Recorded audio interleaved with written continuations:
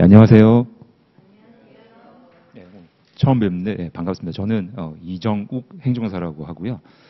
저는 여기 오신 분들 중에 지금 다 일반 행정사 하시죠? 혹시 다른 행정사 하시는 분들 계시나요? 어떤? 아, 선생님이시구나. 네. 저는 먼저 소개를 드리면 저는 회사 행정사입니다. 저는 일반은 아니고요. 회사 행정사 자격증을 가지고 있고, 다만 이제 행정사 과목 중에 이 행정 절차론 같은 경우에는 공통 과목으로 포함이 돼 있잖아요. 그래서 저도 이제 시험을 받고 거기에 따라서 이렇게 여러분들한테 좀 도움을 드리기 위해서 강의를 한다고 보시면 될 것 같아요.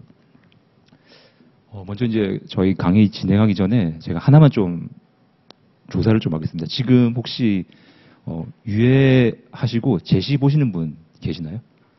한 분 계시고, 한 분 계시고. 그리고 이번에 이제 올해 1차 합격하시고 혹시 동차 하시는 분 계시나요? 아, 다 동차 많으시고. 그러면 혹시 여기 아직 올해 이제 1차나 2차는 계획이 없으시고 내년에 1차 하시는 분?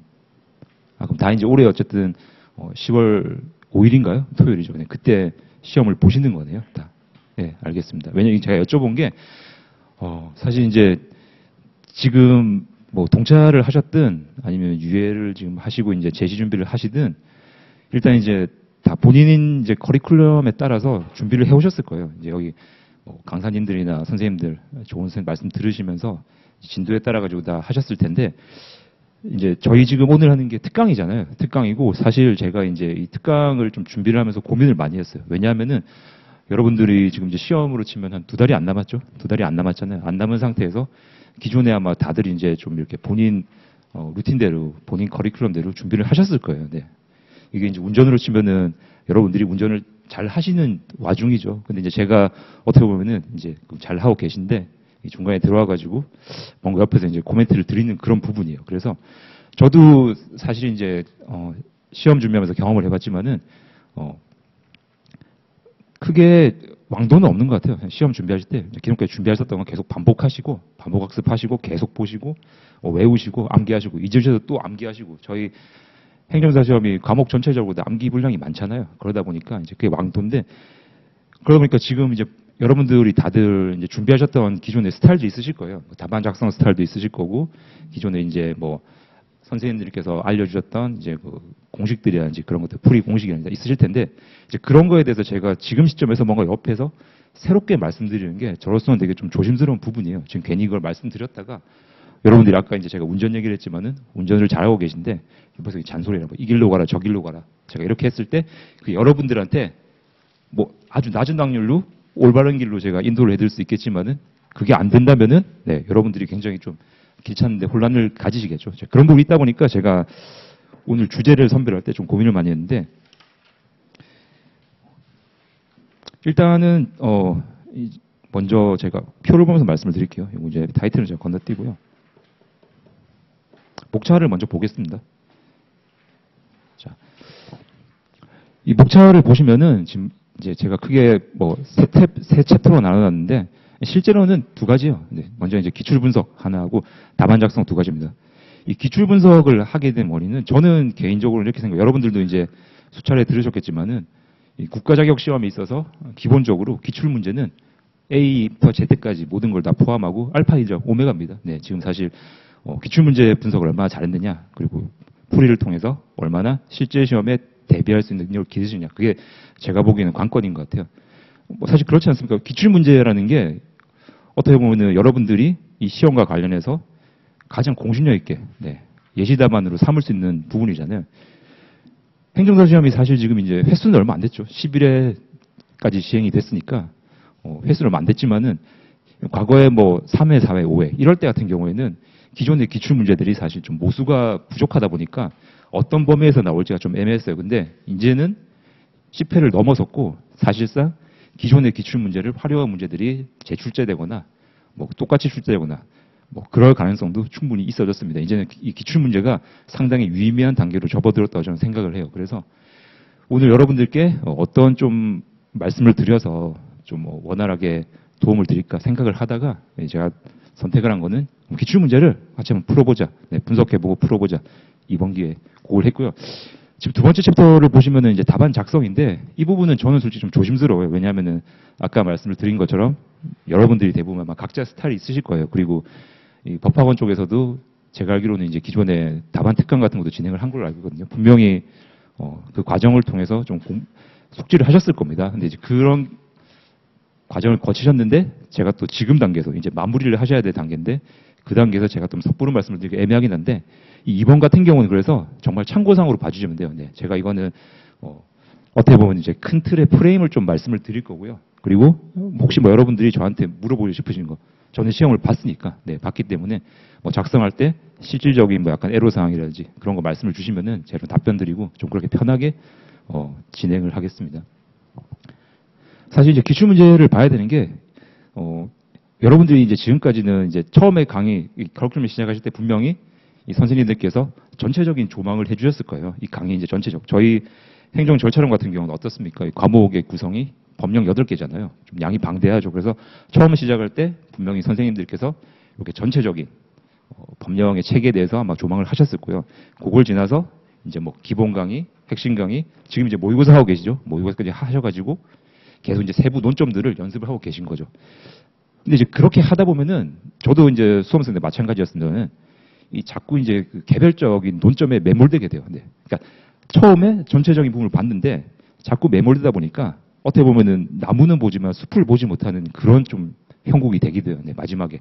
그래서 오늘 같은 경우에는 제가 이제 기출 분석을 하는 이유도 네, 다시 한번 숲을 보자. 네, 숲을 보고 여러분들이 한번 조망을 하면서 위에 올라가서 보시면 이제 보이죠. 아, 지금까지 내가 이런 논점들을 보고 이런 쟁점들을 암기했지만 전체적으로 보니까 빠진 게 여기 있었네. 나의 취약점이 뭐가 있었네. 이런 걸 보실 수가 있거든요. 분명합니다. 그건 저도 이제 경험을 했고요.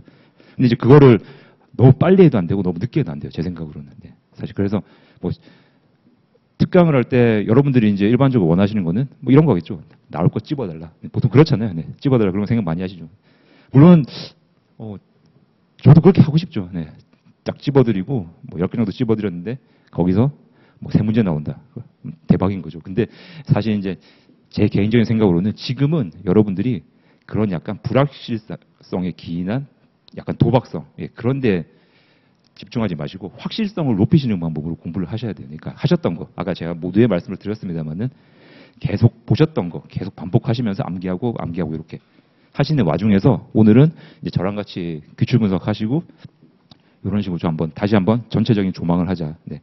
그렇게 제가 한번 오늘 할 거 말씀을 드릴게요.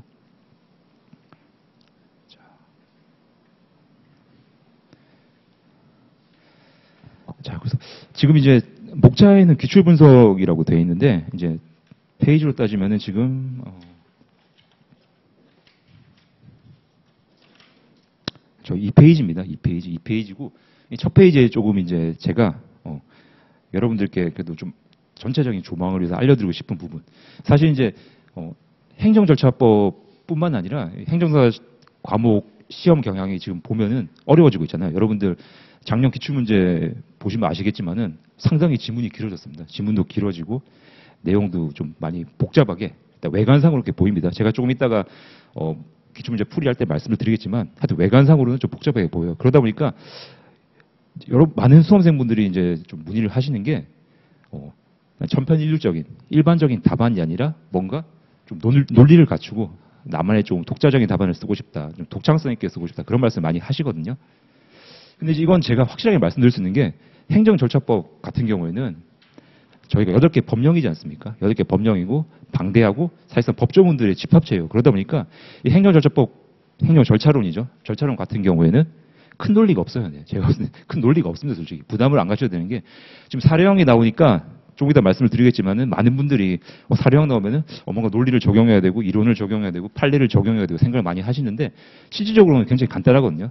제가 뭐 결론부터 말씀드리면은 이 행정 절차론에서 나올 수 있는 어떻게 보면 논리가 좀 필요한 부분은 딱 몇 가지 정해졌어요. 예를 들면 처분. 네. 절차법에서 제일 중요한 부분이 처분이잖아요. 처분이 본론입니다. 근데 그 처분과 관련해서 네, 위법성. 네, 위법성이죠. 위법성을 독자적으로 이 독자적인 하자세로 인정을 할 것인가 그 부분 하나. 그리고 위법성의 정도. 그리고 이 하자의 치유. 이 정도예요. 이 정도에서 보통 이제 그 법에서 나오지 않는 이론이 나오는 거고요. 그 외에는 어떻게 보면은 각 법에 있는 조문들을 여러분들이 얼마나 잘 기억하셔서 체계적으로 쓰시냐 그 부분이거든요. 실제로 이제 40점 문제 같은 경우도 다 거기서 나왔습니다. 지금 딱 한 번 제가 알기로는 그 개인정보법이었네. 거기서 네. 한 번 40점 문제가 나왔던 걸 제가 알고 있고 나머지는 다 이 절차법에서 나왔어요. 나왔다는 거는 40점 문제 같은 경우에는 이제 그런 제가 말씀드렸던 그런 굵직한 주제를 묶어가지고 보통 낸다는 거죠. 그래서 논리적인 부분에 대해서는 크게 네, 걱정 안 하셔도 된다. 지금까지 암기하셨던 거 얼마나 시험장 가셔서 잘 현출하느냐 그게 이제 관건이 될 겁니다. 자, 근데 이제 그래도 저희가 이제 그동안 공부를 많이 하셔가지고 분명히 아시는 내용일 거예요. 오늘 제가 말씀드리는 내용들은 대부분 여러분들이 아시고 있는 내용입니다. 이걸 제가 말씀드리는 것들이 여러분들이 새로 오시면 안 돼요. 네, 이건 당연히 여러분들이 알고 계셔야 되고 다시 한번 재확인하고 조망하고 복습하는 개념이고요. 만약에 이제 좀 새로운 개념이 나왔다. 그러면은 그거는 그냥 예전에 다 배웠는데 다시 한번 리마인드한다. 그렇게 보시면 될 것 같아요. 자, 지금 첫 페이지 보시면 이렇게 나오죠. 뭐 행정절차법이란 이렇게 나옵니다. 사실 이제 행정절차법이라고 적어놨는데 이거는 행정절차론이라고 봐야 될 것 같아요. 근데 이제 행정절차론에서 가장 이제 핵심 중심에 있는 과목이 행정절차법이다 보니까 이렇게 적어놨어요. 첫 번째 이 페이지를 보시면은 이제 뜬금없이 이렇게 나와 있죠. 뭐 행정청, 국민 이렇게 나와 있습니다. 자, 이거는 제가 뭘 말씀드리려고 하냐면 아까 전에 말씀드렸던 저희가 최소한 논리성 그 부분을 제가 그러니까 이 정도 논리는 그래도 알고 가셔야 된다. 이걸 말씀드리고 제가 예시로 든 거고요. 지금부터 말씀 한번 드려볼게요. 제가 이제 오늘도 제가 지방 가서 뭐 상담을 하고 왔지만은 이 상담하시면 이제 여러분들도 나중에 행정사 되시고 나서 상담 많이 하실 거예요. 보통 이제 하실 때 대표님들하고 상담을 많이 하시죠. 사장님들하고. 근데 그 사장님들이 대부분 딱 처음 뵙게 되면은 항상 하시는 말씀이 있어요. 딱 두 가지입니다. 자, 첫 번째로는 저한테 항상 하시는 말씀이 이거 행정청 되게 괘씸하다. 보통 이제 뭐 시청이죠. 만나자마자 보통 그래요. 나는 잘못이 없는데 너무 괘씸하다. 이 사람들. 왜 이렇게 나한테 잘 안 해주냐. 행정청이면은 시청 뭐 공무원 직원분들을 말씀하시는 거죠. 이런 사람들은 나한테 잘해줘야지 공무원들이 이렇게 얘기를 하시고요. 두 번째로는 그럼 뭘 하면은 나한테 알려줘야지. 알려주지도 않고 나한테 아무것도 없고 갑자기 이렇게 뭐 문서 하나 띵 날라오고 네, 서면 하나 띵 날라오고 내가 어떻게 하냐 이렇게 말씀을 하시거든요. 자, 제가 지금 두 가지 포인트를 말씀드렸죠. 네, 행정청을 일단은 이 사람들 좀 괘씸하다. 그리고 두 번째 안 알려주고 뭔가 절차를 거치지 않았다. 자, 여러분들 보시면 어떠세요? 지금 제가 말씀드린 걸 여러분 들으셨을 때 여러분 공부가 되신 상태니까 딱 들으셔도 이 사장님이 뭔가 논리적이지가 않죠. 네. 맞죠? 논리적이지 않죠? 딱 그렇습니다. 근데 이게 왜 그러냐면은 자, 만약에 여러분들이 나중에 답안지를 쓰실 때 이 사장님의 관점처럼 이렇게 쓰신다면은 채점하시는 채점위원분들은 똑같이 느끼신다는 거예요. 네, 논리가. 네. 말씀을 좀 드려볼게요. 자, 처음에 사장님이 어떻게 말씀하셨죠? 자, 행정 너무 괘씸하다. 이 괘씸하다고 하는 거는 뭔가 약간 적대적인 관계로 보는 거예요. 네. 그렇죠. 괘씸하다는 거는 뭔가 이 사람이 날 잘해줘야 되는데 왜 잘해줬는데 날 잘해주지 못하냐. 그렇게 보는 거죠. 자, 그렇다면은 이거는 이분이 느끼기에는 이 행정청은 위에서 나를 누르는 것 같다. 이렇게 느끼시는 거죠. 네. 첫 번째로 이렇게 느끼시는 거죠. 그리고 두 번째, 뭔가 절차를 해야 되는데 나한테 뭐 절차를 갖추고 나한테 알려주고 이렇게 해야 되는데 안 알려줬어. 나한테 좀 잘해줘야 되는데 어떻습니까? 절차적인 부분이죠. 이렇게 하는 거죠. 네. 이해되시나요? 그러니까 간단히 그냥 말씀을 드린 부분이고. 자, 그럼 여기서 저희가 행정의 개념에 대해서 한번 생각해보고. 여러분, 뭐 행정의 개념에 대해서는 행정절차법에 있는데 정의종이 안 나와 있죠. 뭐 행정 혹시 뭐 개념에 대해서 간단히 말씀을 하실 수 있는 분이 계시나요? 네. 뭐 제가 그냥 말씀드리겠습니다. 자, 행정이란 거는 원칙적으로 자, 이 국가가 크게 이거죠. 네. 자, 법의 범위 안에서 이 법의 범위란 거는 적용, 네, 그리고 규제 이렇게 두 가지로 나타나죠. 처음에 근거가 있어야 될 거고 만약에 어떠한 제재를 한다면은 거기에 규제, 제재가 있어야 근거가 있어야 되겠죠. 두 가지 측면에서 이 국가가 국가 목적이나 공익 실현, 네, 국가 목적이나 공익 실현을 위해서 적극적이고 능동적으로 행하는 이 행정 작용을 저희가 행정이라고 합니다. 포인트가 나오는 거죠. 자, 국가가 그냥 하지 않아요. 뭔가 네, 국가 목적이나 공익 실현, 네, 대승적인 목적을 위해서 적극적으로, 네, 적극적으로 먼저 움직이는 겁니다. 적극적으로, 능동적으로 움직인다는 거죠. 이게 행정입니다. 구별되는 개념도 여러 가지 있죠. 네, 입법, 사법 여러 가지 있잖아요. 입법, 사법은 어떻습니까? 입법 같은 경우에는 흔히 생각하시는 국회에서 네, 법 만드는 거 그거잖아요. 국회에서 법을 만들 때는 이분들이 물론 이거 적극적이죠. 이것도 어떻게 보면은 이 법을 만들어 가지고 이 행정청에서 행위를 할 수 있게 근거를 만들어 주는 건데 이 직접적으로 국민한테 와닿지 않죠. 근거만 만들어 주는 거잖아요. 만들어 주고 행정청이 행위를 할 수 있는 근거를 만들어 주는 겁니다. 사법은 어떻습니까? 사법은 소극적이죠. 네. 절대 먼저 발동되지 않아요. 사법 같은 경우에는. 사법장 같은 경우에는 신청이나 소재기나 이런 걸 했을 때 네. 행정심판을 치면은 저희가 이제 신청할 거고요. 네. 행정소송 치면 소재기겠죠. 그러한 뭔가 국민의 먼저 적극적인 활동이 있을 때 그에 대응해서 네, 발동되는 게 사법권이죠. 자, 그러면은 이 사장님이 처음에 생각하실 때, 자, 자기를 찍어 누른다고 생각하셨어요. 근데 여러분 다 공부가 돼 있으니까 이 행정청에 저런 행위가 찍어 누르는 행위만 있습니까? 처분을 생각하실 때 저희 뭐 이 처분의 구분에 대해서는 다 아실 텐데 처분의 종류가 뭐가 있죠? 그렇죠? 흔히 생각하시는 게 이 사장님 어떻게 보면은 지금 답을 말씀하셨는데 이 사장님은 침익 처분만 생각하시면 침익 처분. 네. 근데 그거 말고 또 뭐가 있죠? 수익적 처분 있잖아요. 네, 수익적 처분. 네. 자, 그래서 제가 말씀을 드리고 첫 번째는 여러분들이 행정 절차론을 시험 문제를 푸시고 공부를 하실 때 첫 번째 논리는 무조건 이 행정청의 한 행위, 이 행위를 분석을 하셔야 된다는 겁니다. 이 처분이라는 걸 분석을 하시고 일반적으로 이제 시험 문제 풀이할 때 제가 이제 좀 답안 쓰신 걸 보면은 애초에 확정을 하고 문제를 푸세요. 아, 이거는 처분, 이건 당연히 침익적 처분이구나. 네. 수익적 처분, 침익적 처분 구분하지 않고 당연히 침익적 처분이구나. 그렇게 하고 문제를 푸시는 경우가 많습니다. 자, 그래서 제가 이런 말씀을 드린 거고요. 자, 두 번째. 이 부분이죠. 나한테 뭔가 안 해줬어. 네. 어떻습니까? 저희가 처분 관련해가지고 쭉 절차가 나오죠. 뭐 의견 제출도 나오고, 뭐 사전 통지도 여러 개 절차가 나오지 않습니까? 자, 그런 부분을 말하는 거죠. 근데 여기서 제가 다시 물어보는 거죠. 사장님한테. 사장님, 진짜로 뭔가 받으신 게 없어요? 그러죠. 그럼 사장님 그때 가서 얘기를 하신 거죠. 아, 그게 아니라 내가 원래는 집에 주소지가 집으로 돼 있는데 내가 사실 해외여행 갔다 온다고 집에 한 거의 2달 동안 못 들어갔어. 근데 갔다 오니까 행정청에서 나한테 무슨 처분을 했어. 자, 어떻습니까? 이 경우에 여러분 생각할 수 있는 논점이 뭐가 있죠? 송달이 안 되는 거죠. 맞죠? 송달이 안 되는 거네. 송달할 때 행정청 입장에서는 어떻게 할 수 있습니까? 숫자가 먼저 떠오르셔야 되는데 14일 떠오르시죠? 그 부분은. 네. 가름할 수 있습니다. 송달을 행정청 입장에서는 계속 보낸 거예요. 보냈는데 받지를 않는 겁니다. 그랬을 때 이렇게 공시송달 제도를 통해서 14일 지나면은 송달하는 걸로 봐버린다는 거죠. 네. 자, 그 구조가 요 구조죠. 네.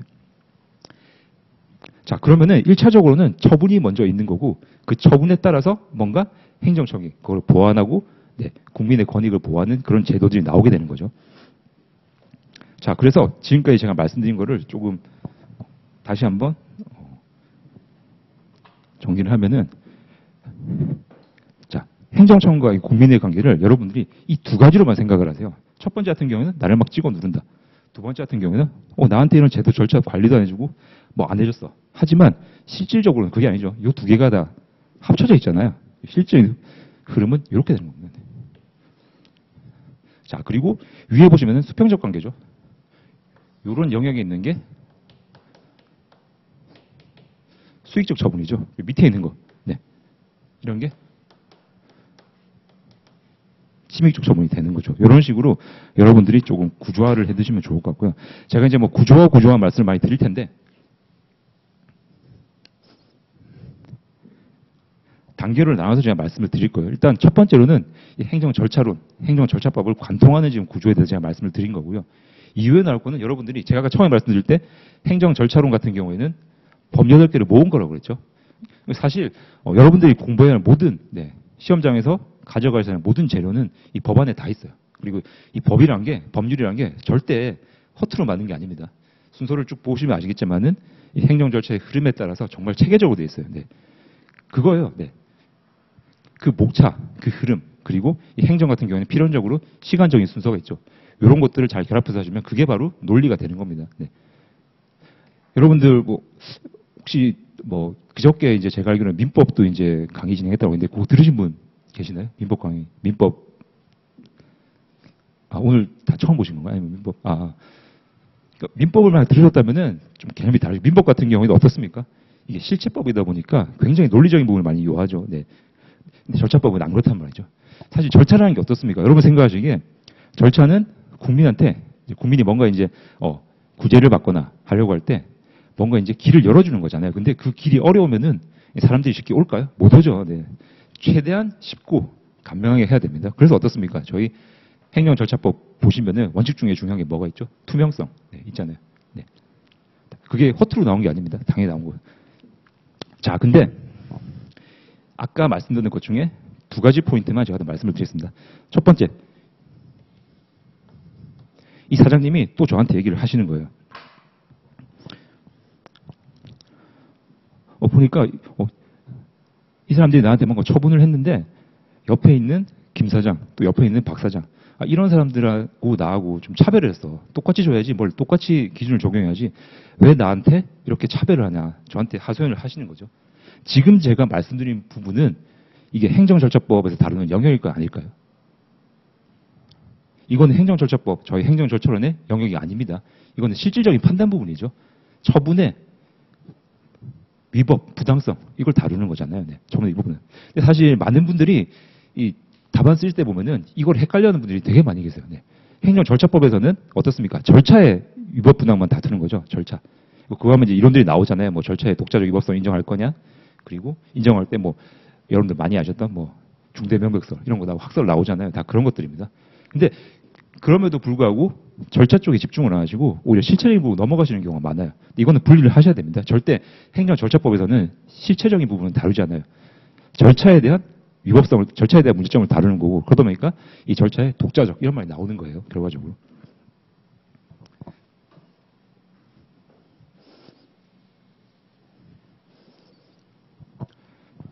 자, 그래서 제가 이렇게 간단히 말씀을 드렸고 밑에 보시면은 지금 제가 페이지마다 이 페이지인데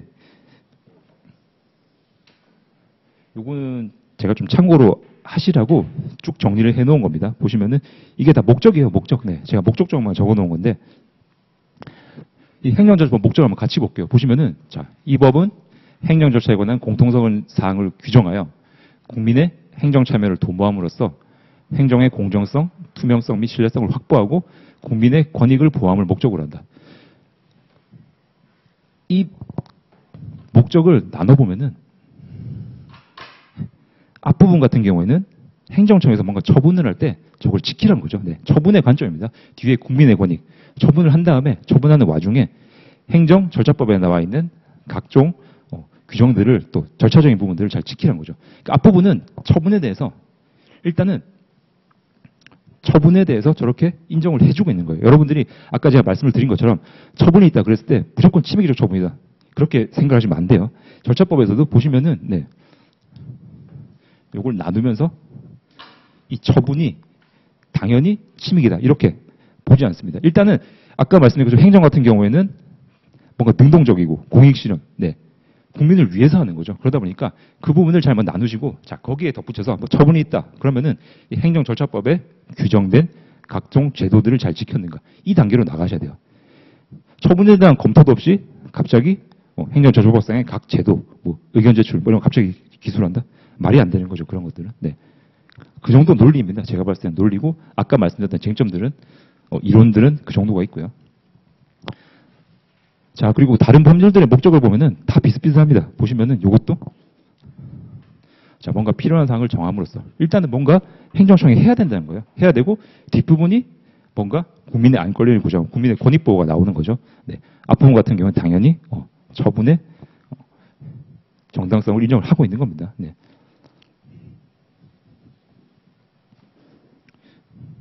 자, 제가 이렇게 목적을 적어놓은 이유는 사실 이제 제가 목적 말고도 원래라면은 원칙이라든지 이제 각 법마다 원칙이 있잖아요. 저희 총칙 부분에 뭐가 나옵니까? 총칙을 항상 보시면은 몇 가지가 나오죠. 제일 처음에 목적이 나오고 정의가 나오고 뭐 적용 범위 이런 게 다 공통적으로 나옵니다. 원래는 이걸 제가 좀 모아드리려고 했는데 사실 이제 모아드리려고 했던 이유 중에 하나가 이런 것들이 여러분들이 나중에 좀 시험장 답안 쓰실 때 요긴하게 활용할 수 있는 약간 좀 맥가이버 칼이라고 해야 될 거예요. 네, 다용도를 쓸 수 있는 그런 무기가 될 수 있어요. 이게 무슨 말이냐면은 시험장 가보시면 아무리 뭐 공부를 많이 하시고 예측을 잘 하셨다고 해도 내 문제 다 본인이 생각했던 문제가 나오기 힘듭니다. 분명히 소위 이제 불이타라고 하잖아요. 한두 문제 정도는 공부 안 하셨던 문제가 나올 수가 있어요. 자, 그랬을 때 그런 답안들을 쓸 때 어떤 걸 활용하냐, 어떤 걸 재료들로 쓰느냐 이런 걸 말씀드립니다. 목적이라든지 정의라든지 뭐 원칙이라든지 그런 부분들 잘 섞어가지고 쓰시면 도움이 많이 되시는 거죠. 자, 그리고 말 나온 김에 한번 저희 점검을 하고 가죠. 여기서 자,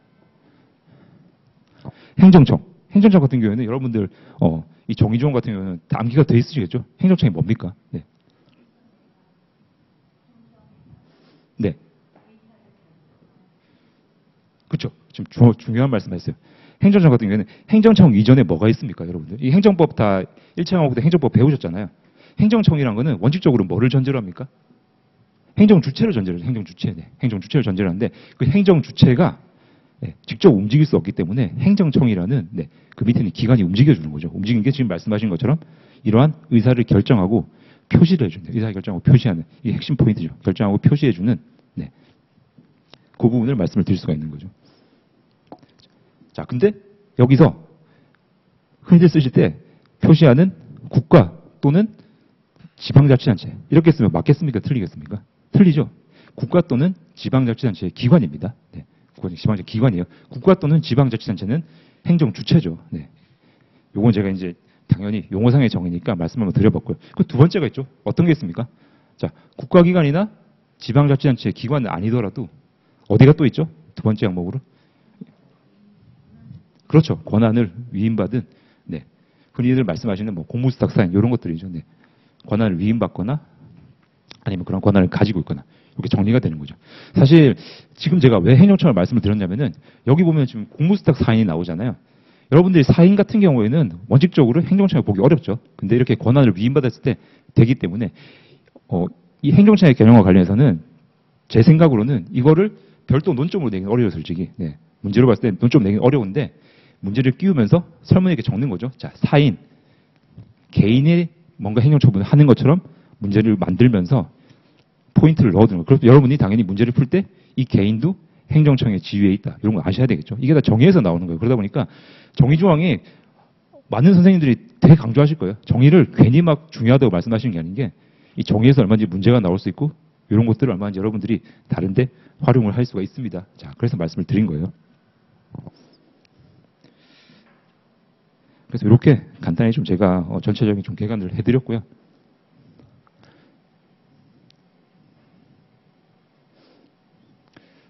지금 이 PDF가 좀 잘리는데 제가 위에부터 말씀을 드리겠습니다.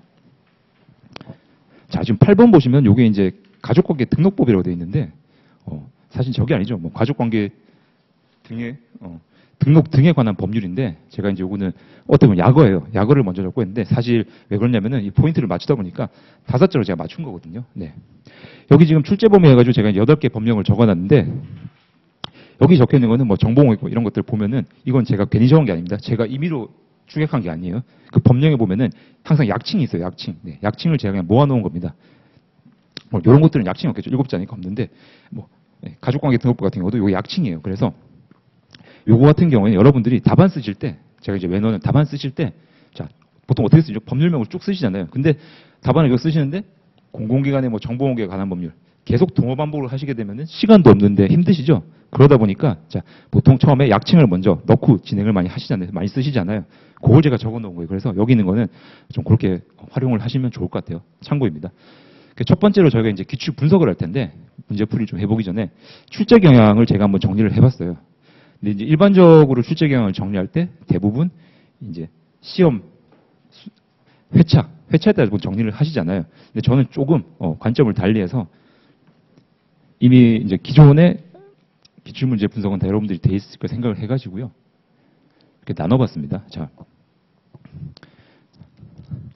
보시면은 이제 행정절차법이 제일 먼저 나오죠. 저희 시험 범위가 8개 법령인데 이게 이제 공고사항 보시면 알겠지만은 제가 지금 이것도 순서대로 해둔 거예요. 네. 이 행안부에서 시험 범위를 괜히 이렇게 순서대로 한 게 아니겠죠. 어떻게 보면은 약간 좀 중요도 면도 들어있는 겁니다. 자, 시험 범위를 분류할 때 제가 어떻게 했냐면은 저는 네, 아까 논리성을 말씀을 드릴 때 이 법률에도 논리성이 있다고 말씀을 드렸잖아요. 결과적으로 법률의 논리성은 쉽게 생각하시면 그냥 조문 순서입니다. 체계적으로 다 연결이 되어 있기 때문에 조문 순서인데 저는 그 조문 순서를 제 나름대로 분류를 한 거예요. 네, 분류를 한 거고 영역별로 표시한 건데, 자, 1번 같은 경우에는 총칙이죠. 총칙은 제가 말씀드렸죠. 네, 뒤에 나오는 부분들의 공통의 요소를 모아놓은 겁니다. 총칙. 총칙은 중요한 게 뭐가 있죠, 여러분들 보시면 알겠지만, 뭐 목적이 이제 단독은 어렵겠죠. 하지만 정의라든지 뭐 적용 범위라든지 그런 부분들이죠. 네. 사실 이제 이게 독립된 논점으로 나가기 좀 어렵긴 한데 생각보다 우리 시험에서는 이게 많이 출제가 되고 있어요. 네, 적용 범위 이런 것들이 많이 출제가 되기 때문에 여러분들이 좀 봐주셔야 되고요. 조금 개별적인 법령에 대한 분석은 제가 좀 해드릴 겁니다. 자, 그 두 번째. 행정 절차론이다 보니까 이 절차, 일반적인 절차에 대해서 쭉 나오죠. 보시면은 쭉 나옵니다. 사실 이제 행정절차법 같은 경우에는 2번, 3번, 4번 같은 경우에 2번, 3번 같은 경우에는 그냥 처분이야, 처분. 제가 처분을 이렇게 좀 분리해 놓은 건데 이제 길다 보니까 저렇게 한 거고요. 자, 일반적으로 행정 절차를 진행할 때 어떠한 제도들을 취해야 되냐 그런 것들을 이제 정리해 놓은 거고요. 3번 같은 경우는 불복이죠. 근데 행정절차법에서는 이 불복이 네, 중요하죠. 왜냐? 하자가 저기 있기 때문에 하자. 네. 이 불복이라는 게 결국 다투는 건데 문제가 있다고 다투는 거잖아요. 근데 이 불복 같은 경우에는 하자, 독자적 위법성, 뭐 치유 다 중요하죠. 나오는 거고 4번 기타 절차인데 뭐 신고, 행정예고, 입법률은 나오는 거고요. 뭐 벌칙, 보칙 같은 경우에는 아직까지 출제된 예가 없습니다.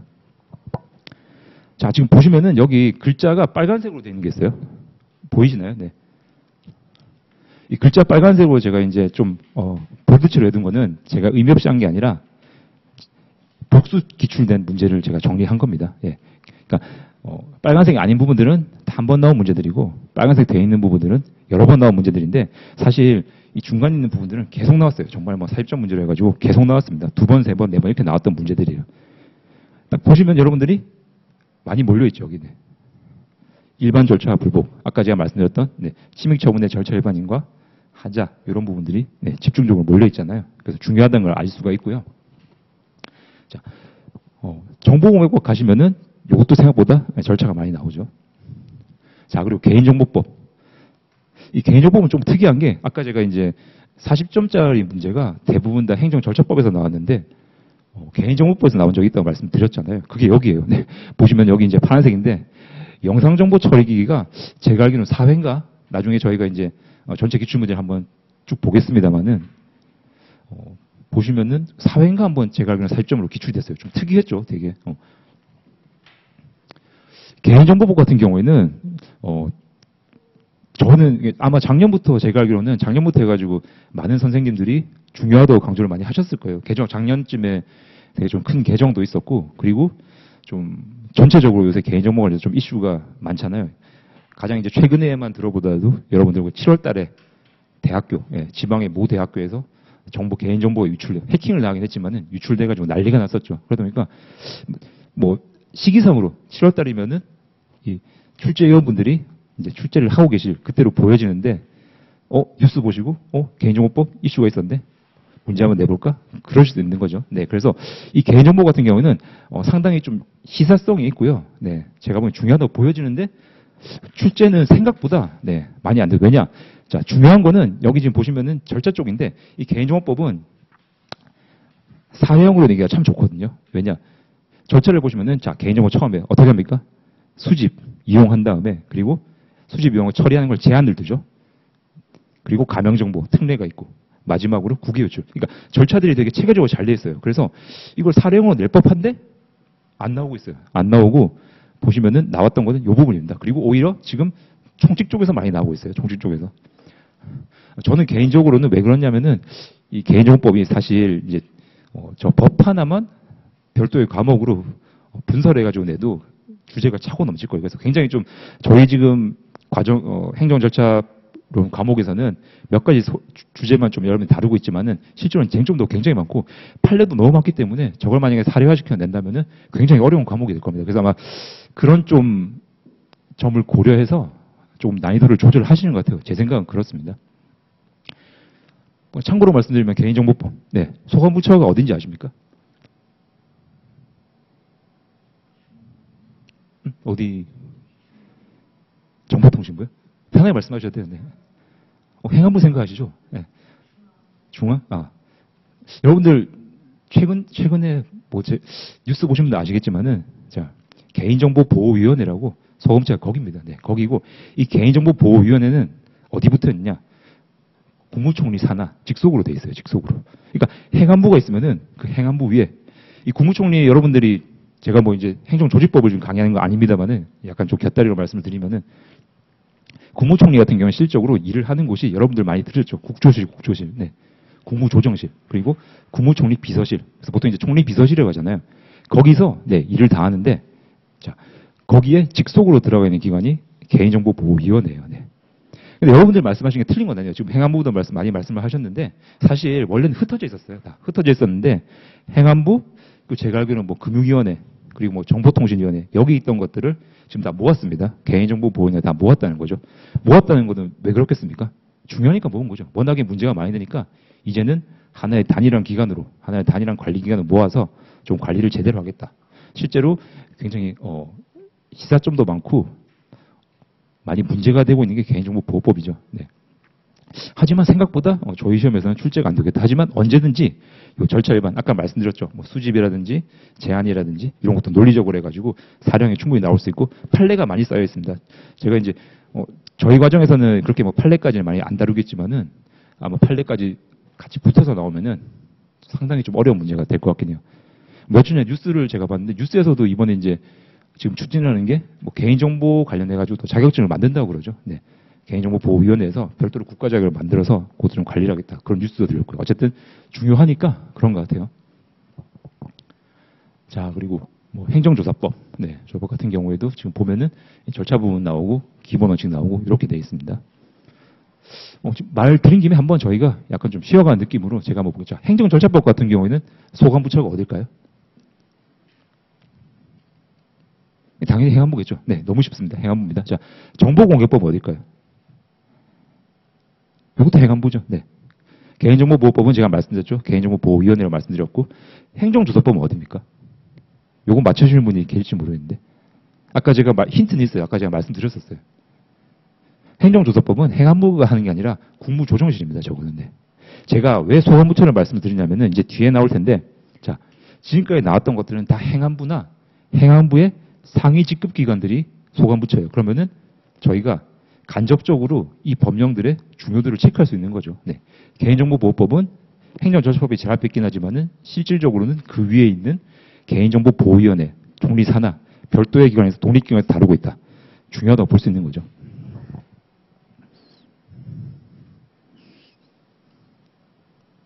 자, 그리고 나머지 4개의 법을 한번 보겠습니다.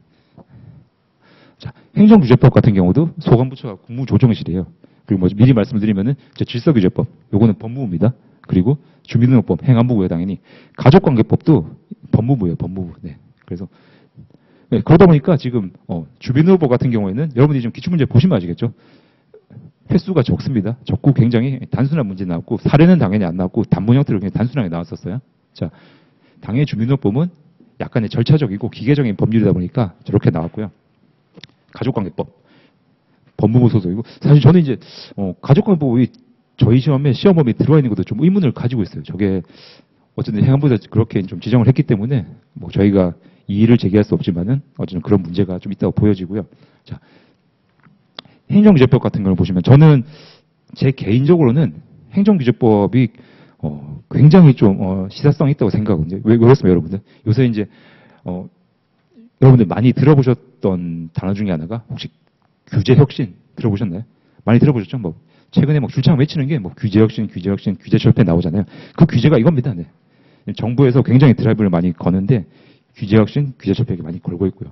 근데 실질적으로 이 행정규제법에서는 굵직한 줄들이 몇 개 많아요. 많은데 빨간색 표시된 거 보시면 아시겠지만은 중복 출제된 거는 규제개혁위원회라고 굉장히 약간 조직법상의 이런 끄트머리에서 나왔습니다. 네, 특이하죠. 이 행정규제법은 여러분들이 공부를 하셔서 보시면 알겠지만은 자, 약간 좀 던문이 아니라 생소한 단어가 많이 나오죠. 여러분 행정규제법 공부하셨으면은 규제 샌드박스 공부하셨죠? 네, 아시죠? 규제 샌드박스? 네. 아실 겁니다. 샌드박스 아시는데. 근데 그거 말고도 원래라면은 여러 가지, 그러니까 법문에 안 나오는데 제도적으로 좀 의미가 있는 제도 되게 많아요. 자, 예를 들어서 규제 일몰제. 들어보셨나요? 규제 일몰제? 들어보셨죠? 규제 일몰제. 그리고, 네. 규제 비용 총량제 이런 것들. 그리고 뭐 네거티브 리스트. 네거티브 리스트는 들어보셨죠? 나오잖아요. 네. 그 총론에서니까.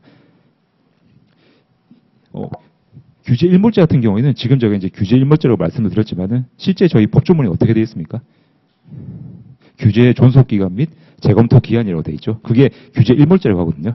제가 이걸 왜 말씀드렸냐면은 자, 사실 이제 지금 저희 그 기출 수준을 보면은 친절하게 알려주잖아요. 법을 알려주고 여기에 대해서 뭐 설명하라 이렇게 나오는데 만약에 이런 것들을 자, 예를 들어서 행정규제 기본법상 규제 일몰제를 설명하라. 설명해서 여러분들이 규제 일몰제라는 말을 처음 들으셨다면은 이게 어딘지 알 수가 없잖아요. 네, 단어를 봤을 때. 근데 만약에 시험이 좀 어려워진다면 충분히 제가 보기에는 그럴 가능성도 있어요. 이제 당장 그렇지는 않을 거예요. 그런데 난이도에 차별점을 둔다면은 그렇게 나올 수 있습니다. 예전에 저희 비슷한 예가 뭐가 있냐면은 자, 행정조사 할 때 수시조사 그리고 중복조사 기출문제 나온 적이 있었죠. 근데 수시조사는 문제에서 줬어요. 이건 수시조사에 대해서 설명하라. 근데 중복조사는 그렇게 안 줬습니다. 중복조사의 개념을 줘놓고 그거에 대해서 설명을 했거든요. 이게 만약에 중복조사의 제한이다. 이거 아셨으면 쉽게 풀었을 텐데 그 타이틀이 기억 안 났다면은 좀 헷갈리실 수도 있어요. 근데 물론 이제 내용 워낙 쉬웠기 때문에 쉽게 푸셨을 겁니다. 자, 그렇게 제가 좀 규제법 관련해서 말씀을 드렸고요. 아까 말씀드린 것 중에 저는 이제 개인적으로 좀 중요하다고 생각하는 제도 중에 하나가 이 규제비용 총량제라는 게 있어요. 규제비용 총량제. 이게 뭐냐면은 중요한 제가 이제 요거는 시험에 나올 건 아닙니다. 제가 말씀을 저는 이제 조금 의미가 있다고 보는데 이게 뭐냐면은 자 만약에 규제비용 총량제라는 거는 이 규제 모든 규제와 관련된 비용에 대해서 캡을 씌우는 거예요. 네, 상한을 정해두는 겁니다. 상한을 정해두고 만약에 새로운 규제나 이런 거 만들 때 뭔가 비용이 들어가잖아요. 그러면은 기존에 쓸모없는 규제들을 철폐해서 그 비용을 줄여가지고 비용을 맞추는 겁니다. 못 넘어가게 모든 비용을. 이제 그걸 저희가 규제비용 총량제로 가는데 사실 이 규제비용 총량제는 예전에 2015년이었나요? 14년, 15년부터 계속 논의가 됐던 부분이에요. 국회에서도 계속 이제 통과를 시키려고 노력을 많이 했고 이걸 해야 이제 어떻게 보면은 뭐 국민이나 기업이나 도움이 된다. 좀 그런 명목하에 국회의원분들이 굉장히 많이 노력을 했습니다만은 통과가 안 됐고요. 이게 사실 이제 중요함에도 불구하고 저희 시험에 나오긴 어려운 게 법이 없어요. 저희 처음 들어보셨죠? 이게 처음 들어보고 계신데 행정규제기본법에 이 규제비용 총량제는 안 나옵니다. 그럼 도대체 어디 나오느냐? 이게 규제비용 관리제라고 해가지고 국무총리 훈령에 들어가 있어요. 네, 훈령에. 이 훈령에 들어가 있다 보니까 나중에 이제 만약에 훈령에서 이게 법으로 격상된다. 그러면 나올 수도 있겠죠. 근데 아직은 훈령, 행정기관의 내부 규정에 불과하기 때문에 나오지를 못하는 거예요. 네.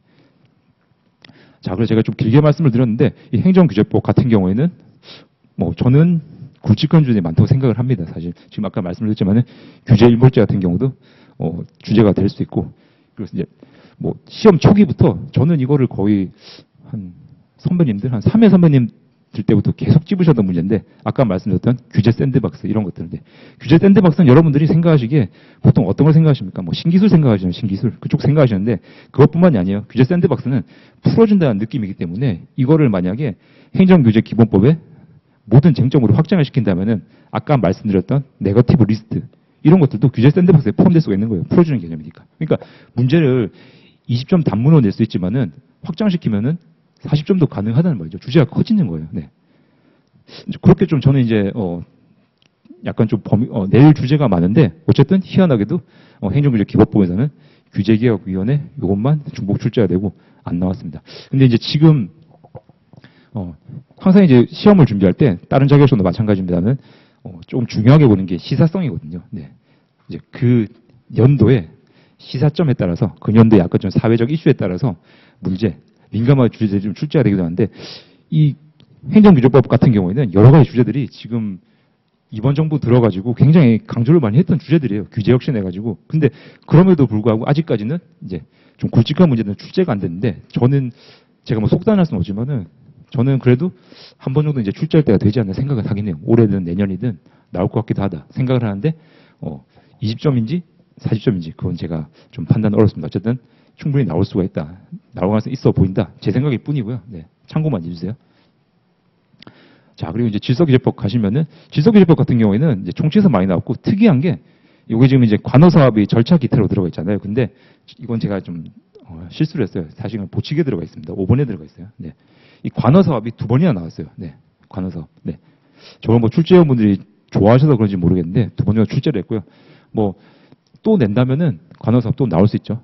근데 사실 이제 관어사업이 출제가 되는 이유는 뭐 여러분 보시 자명하죠. 왜냐하면은 관허, 네, 뭔가 허가 이런 거 저희 행정 절차와 관련돼 있기 때문에 내시경 주제니까 사실 저게 이제 제재, 약간 벌칙 성격이 있음에도 불구하고 단일 문제로 출제를 하시는 것 같아요. 그래서 저것도 나올 만한 가능성 또 있습니다.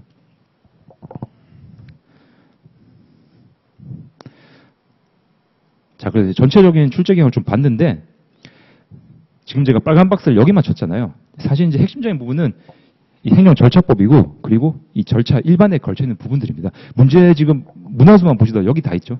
그러니까 어쨌든 기본적으로는 여러분들이 이제 공부를 하실 때 일반적인 절차에 주목을 하셔야 된다는 거예요. 일반적인 주목을 하시고 자, 뭐 불복이라든지 기타 이런 절차들은 이제 뭐 필요한 쟁점들 좀 가시고 네. 모든 주제를 여러분들이 다 균등한 어떻게 보면은 좀 배점을 둬서 공부하시기 어렵잖아요. 그러다 보니까 이렇게 조금 차등은 두셔야 된다 말씀을 제가 드리는 거고요.